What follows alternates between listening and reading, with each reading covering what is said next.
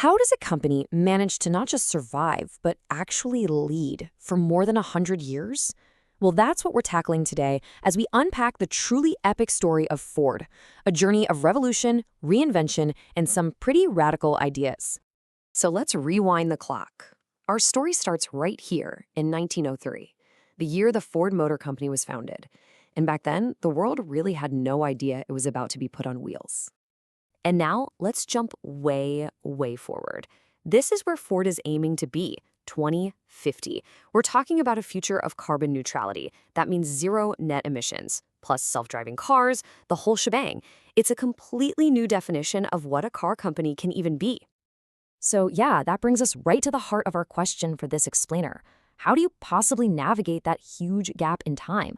How does a company that was literally built on gasoline and steel transform itself for a world that runs on batteries and data? Well, let's start at the beginning. It all kicks off with a single, massive idea. You see, Ford's first revolution wasn't just about building cars. It was about completely remaking society itself. And the engine of this whole revolution? The moving assembly line. The real genius was just how simple it was, which you can see right here. Instead of having workers move to the car moved to the workers. And that simple flip in logic, it changed everything.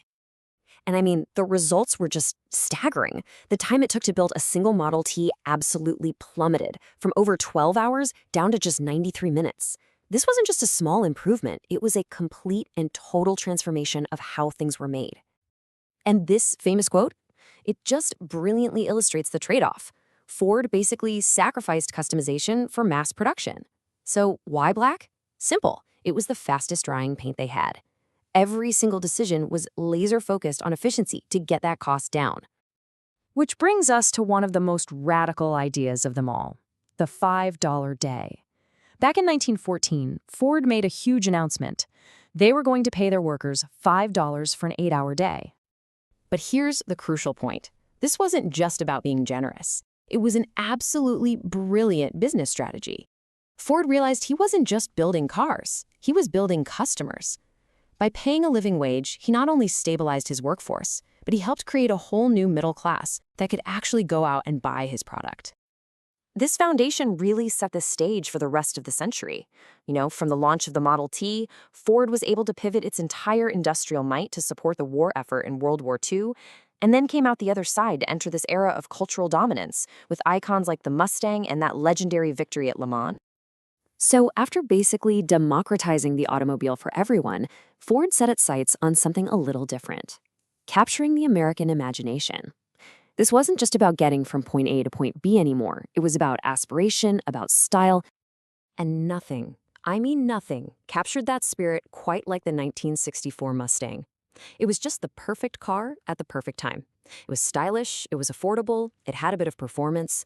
It became so much more than a car. It was a symbol of youth, of freedom, and all that optimism of the 1960s. But Ford's ambition didn't just stop at the showroom door. Oh no.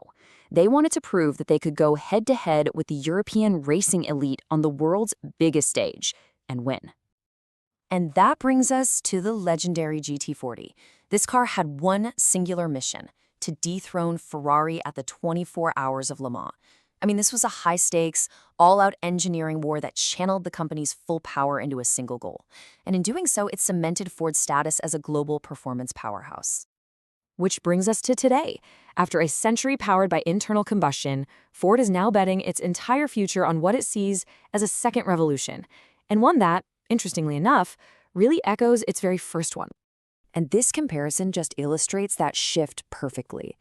They took their most iconic nameplate, the Mustang, and completely reimagined it. The soul of American muscle is being translated into this new language of instant electric torque and cutting-edge software. It's an attempt to redefine an icon for a whole new generation. This slide draws such a powerful parallel. Think about it. The Model T used the assembly line to democratize travel for the masses. Now, today, Ford is using its massive manufacturing scale with the F-150 Lightning to try and normalize electric vehicles for the modern worker and family. The absolute heart of the American market. It's literally the same playbook, just updated for a new century. And looking ahead, the ambition is just as huge as it was back in 1903. The goal isn't just to build electric cars, it's to lead the entire ecosystem, from autonomous delivery vehicles to sustainable factories, all building toward that ultimate goal of complete carbon neutrality by 2050. So we end up right where we began. Ford's first revolution was all about access and freedom, and it fundamentally changed the landscape of our entire world. The real question now is whether this second, electric revolution, can address the consequences of the first and steer us all toward a more sustainable future.